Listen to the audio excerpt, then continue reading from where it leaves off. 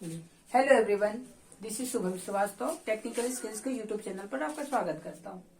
आज हम इलेक्ट्रिसिटी के बारे में जानेंगे। सबसे फर्स्ट आते हैं electricity. Electricity is a type of energy. क्या है?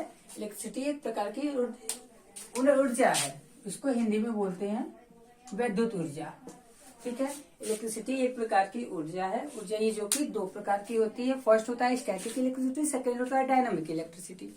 फिर फर्स्ट आते हैं स्टैटिक इलेक्ट्रिसिटी। स्टैटिक इलेक्ट्रिसिटी होता है जिसको हम बहुत कम मात्रा में उत्पन्न कर सके और उसको न्यूट्रलाइज यानी कि एक जगह से दूसरी जगह पे ना भेज सके, उस इलेक्ट्रिसिटी को हम स्टैटिक इलेक्ट्रिसिटी बोलते हैं। सबसे पहले थेल्स ने वैज्ञानिक थे, उन्होंने आपका बेसिक स्टैटिक इलेक्ट्रिसिटी के बारे में बताया। उसने क्या किया ना कि दो डिफरेंट टाइप्स के मटेरियल को आपस में आपका फ्रिक्शन कराया, रगड़ाया, तो उनके बीच क्या हो गया, छोटे छोटे कागज के टुकड़े को अटैच करने की क्षमता आ गई। हालांकि ये क्षमता बहुत कम टाइम रहती थी, इस वजह से इसका न्यूट्रलाइजेशन पॉसिबल नहीं था। अतः इसको बस किताबों में ही पढ़ा जाता है, इसका दैनिक लाइफ में कोई यूज नहीं है। चलिए अब आते हैं first dynamic electricity. Dynamic electricity क्या होता है? जिसका हम न्यूट्रलाइज कर सकते हैं। हम लोग हमारे घर में बिजली आती है या जहाँ कहीं भी बिजली आती है, वहां पे बिजली हमारे किससे आती है? डायनेमिक इलेक्ट्रिसिटी के तहत आती है। अब डायनेमिक इलेक्ट्रिसिटी में किस किस के तहत आती है? तो डायनेमिक इलेक्ट्रिसिटी जो होते हैं आपका चार प्रकार के होते हैं। फर्स्ट क्या होता है? मैग्नेटिक इफेक्ट के कारण। सेकेंड होता है केमिकल इफेक्ट। थर्ड होता है हीटिंग इफेक्ट के कारण। चौथा है लाइटिंग इफेक्ट के कारण। फिर फर्स्ट में आते हैं मैग्नेटिक इफेक्ट। मैग्नेटिक इफेक्ट के कारण कैसे होता है? जैसे हमारा मान लीजिए कोई भी चीज है, हमारे घर पहले सबसे मैक्सिमम सप्लाई आज इंडिया में या किसी भी देश में मैग्नेटिक इफेक्ट के ही कारण आती है। जैसे मोटर हो गए, जनरेटर्स हो गए, तो वो सब किस पे काम करते हैं? मैग्नेटिक इफेक्ट पे काम करते हैं।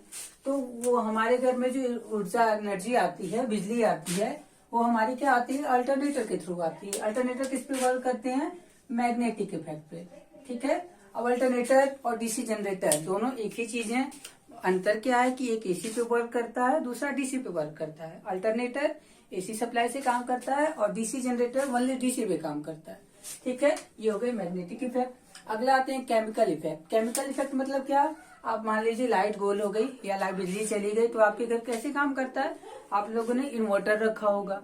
अब इन्वर्टर ऑपरेट कैसे होता है? एक बैटरी के थ्रू।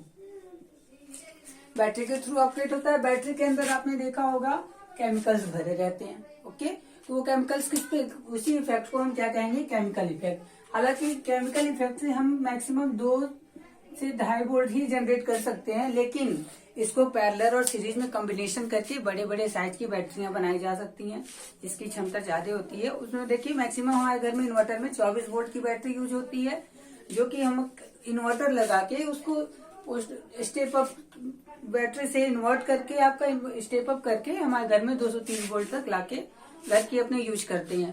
ठीक, चलिए अगला आते हैं हीटिंग इफेक्ट। हीटिंग इफेक्ट क्या होता है? हीटिंग इफेक्ट सबसे कम इसका यूज किया जाता है। जैसे हम लोग दो डिफरेंट टाइप के मटेरियल को आपस में कनेक्ट करते हैं, तो मान लीजिए एक साइड में हीट करेंगे, दूसरे साइड में ठंडा रखेंगे, तो क्या होगा? अलग अलग मटेरियल की अलग अलग तरह से हीट होते हैं। मान लीजिए सबका गलनांक, मेल्टिंग पॉइंट, हीटिंग पॉइंट सबकी अलग होगी। तो उसी तरह आपका दो अलग अलग मटेरियल से, मान लीजिए ये कोई और मटेरियल या कोई अनदर मटेरियल, दोनों को आपस में कनेक्ट करते हैं। ठीक है, और इधर से हम हीट करते हैं। हीट करेंगे और यहाँ पे कोल्ड रहेगा एकदम, तो इसके बीच में हम अगर वोल्ट नापे तो हमको मिली वोल्ट में हमें वोल्टेज प्राप्त होगी। ठीक है, तो इसका यूज दैनिक जीवन में कहीं नहीं है, ये बस किताबों में ही आपको मिलेंगी। अब आ गया लास्ट है लाइटिंग इफेक्ट। लाइटिंग इफेक्ट में क्या होता है? जैसे आपने सोलर पैनल सुना होगा। सोलर पैनल में आपको क्या होती है? ऐसे लंबी लंबी प्लेटें हो रहती हैं, जिसमें सनलाइट की जो फोटॉन्स आते हैं इस पे टकराते हैं, और फोटॉन्स को ये क्या करती है? इससे एक बैटरी अटैच रहती है, तो वो फोटॉन्स को आपका इलेक्ट्रॉन्स में कन्वर्ट करता है ये सोलर पैनल, और इसको हमारा क्या करता है? बैटरी में स्टोर करता है, या हम लोग डायरेक्ट भी उसको यूज कर सकते हैं। इलेक्ट्रॉन्स बैटरी में स्टोर करता है, जिससे फिर बिजली चली जाएगी तो ये आपका ऑपरेट होगा। ठीक है, चलिए अब आते हैं इलेक्ट्रॉनिक्स थ्योरी पे। इलेक्ट्रॉनिक्स थ्योरी आपने सबने पढ़ा होगा। कोई भी पदार्थ छोटे ब्रह्मांड में सारे पदार्थ छोटे छोटे कणों से मिलकर बने होते हैं, ठीक है। तो इसी पे इलेक्ट्रॉनिक्स थ्योरी इसी पे बेस्ड है। अब सारे थ्योरी सारे पदार्थ आपका किन तीन चीजों से मिलकर बनाते हैं, या तो होगा इलेक्ट्रॉन या प्रोटॉन या न्यूट्रॉन, तीनों के कंबाइंड से ही कोई भी एटम्स बनते हैं, ठीक है। चलिए फर्स्ट आते हैं, उसमें 3 प्रकार के। फर्स्ट होता है इलेक्ट्रॉन, सेकंड होता है प्रोटॉन, थर्ड होता है न्यूट्रॉन। इलेक्ट्रॉन क्या होता है? इलेक्ट्रॉन जिसमें निगेटिव चार्ज, ठीक है, और ये किसी पदार्थ का सबसे हल्का कण होता है जिसपे नेगेटिव चार्ज हो। देखिए इलेक्ट्रॉन क्या है, आपके ऑर्बिट्स में रहते हैं हमेशा। प्रोटॉन्स और न्यूट्रॉन्स हमेशा किस में रहेंगे? न्यूक्लियर में, नाभिक के अंदर रहेंगे। इलेक्ट्रॉन को हमको आउटर, उसको अपने क्या नाम है, अणु से बाहर निकालना आसान होता है। थोड़ा सा भी सप्लाई देंगे हम तो अपने एटम को छोड़ के बाहर निकल जाएंगे। हालांकि प्रोटॉन और न्यूट्रॉन को निकालना कठिन पड़ता है, ठीक है। चलिए इलेक्ट्रॉन पे होता क्या है? इलेक्ट्रॉन पे तुम्हारा आपका 1.6 इंटू 10⁻⁻ कूलम का चार्ज होता है। एक इलेक्ट्रॉन पे -1.6 इंटू 10⁻19 कूलम का चार्ज होता है। सेकेंड है प्रोटॉन पे भी उतना ही चार्ज होता है, लेकिन इलेक्ट्रॉन का चार्ज होता है निगेटिव में होगा और प्रोटॉन का चार्ज होगा उतना ही चार्ज होगा लेकिन पॉजिटिव में होगा। यानी कि प्रोटॉन का चार्ज होगा 1.6 इंटू 10⁻19 कूलम, ये क्या होगा? पॉजिटिव। इलेक्ट्रॉन का क्या होगा? निगेटिव, ठीक है। अब आते हैं सेकेंड है न्यूट्रॉन, थर्ड है न्यूट्रॉन। न्यूट्रॉन पे क्या होता है? न्यूट्रॉन पे ना ही पॉजिटिव चार्ज ना ही निगेटिव चार्ज, ठीक है। अब देखिए अभी आपको हमने बताया इलेक्ट्रॉन जो होता है सबसे हल्का कण होता है, ठीक है। तो इसमें क्या होता है? 1.6 इंटू -19 कूलम का चार्ज होता है, लेकिन इसका वेट कितना होता है? इसका वेट होता है 9.1 इंटू 10⁻⁻31 kg, ठीक है। चलिए और प्रोटॉन का वेट कितना होता है? प्रोटॉन का वेट होता है 1.6 इंटू 10⁻⁻27 kg, यानी कि किलोग्राम, ठीक है। अब यहाँ पे देखेंगे आपका वेट कितना है? -31, यहाँ क्या है? -27। आपको इसी से पता चल रहा होगा कि क्या है, इलेक्ट्रॉन प्रोटॉन से काफी हल्का है, ठीक है। रहा न्यूट्रॉन की बात, न्यूट्रॉन और प्रोटॉन का वेट समान होता है लेकिन न्यूट्रॉन पे कोई चार्ज नहीं होता है, क्लियर है। चलिए अब आते हैं, फर्स्ट हो गया इलेक्ट्रॉन और प्रोटॉन। अभी आपने देखा कि इलेक्ट्रॉन जो है प्रोटॉन से हल्का है। कितना हल्का है ये कैसे बताएंगे? तो होता है क्या, एक इलेक्ट्रॉन जो होता है प्रोटॉन से 1837 गुना हल्का होता है, ठीक है। उसी तरह प्रोटॉन क्या होगा? इलेक्ट्रॉन से 1837 गुना भारी होगा, क्लियर। चलिए बंद करोगे। चलिए अभी तक हम लोग ने इलेक्ट्रॉन, प्रोटॉन और न्यूट्रॉन के बारे में जाना। इलेक्ट्रॉन पे क्या होता है सबसे पहले एक बार रिवीजन कर लेते हैं। इलेक्ट्रॉन पे -1.6 इंटू -19 कूलम का चार्ज होता है और प्रोटॉन पे +1.6 इंटू 10⁻⁻19 कूलम का चार्ज होता है, ठीक है। न्यूट्रॉन पे कोई चार्ज नहीं होता है। फिर इलेक्ट्रॉन का वेट क्या होता है? इलेक्ट्रॉन का वेट होता है 9.1 इंटू 10⁻30 किलोग्राम, ठीक है। और इस तरह प्रोटॉन्स और न्यूट्रॉन का वेट कितना होता है? प्रोटॉन और न्यूट्रॉन का वेट होता है 1.67 इंटू 10⁻27 कूलम।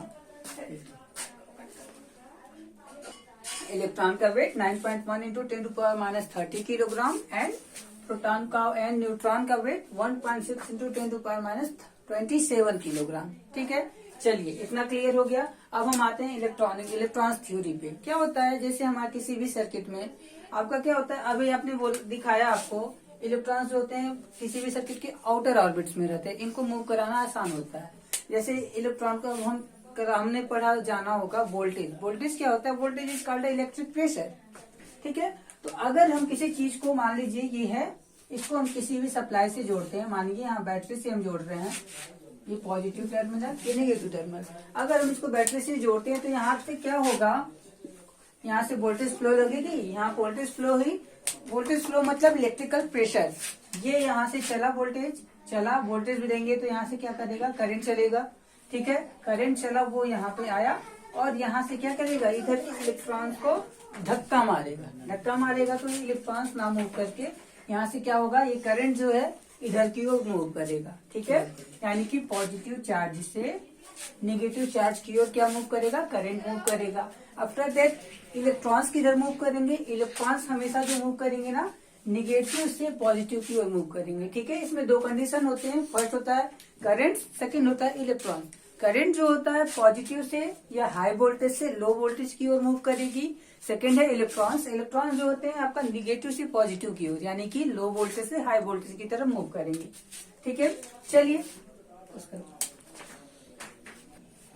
तो इतना क्लियर है। नेक्स्ट वीडियो में हम इलेक्ट्रिसिटी से रिलेटेड बेसिक डिफिनेशन पढ़ेंगे। मान लीजिए अभी आपको वोल्टेज, करंट, रेजिस्टेंस वगैरह के बारे में नहीं पता है, तो अगले वीडियो में हम उसके बारे में पूरा डिटेल में पढ़ेंगे कि वोल्टेज क्या होता है, रेजिस्टेंस क्या होता है, करंट क्या होता है, कंडक्टेंस क्या होता है, रेजिस्टेंस क्या होता है, रेजिस्टिविटी क्या होती है। सबका डिफिनेशन हम अगले वीडियो में पढ़ेंगे। ठीक है, अभी के लिए वीडियो खत्म करते हैं। वीडियो अच्छा लगा तो लाइक और सब्सक्राइब कीजिएगा। धन्यवाद। हो गया।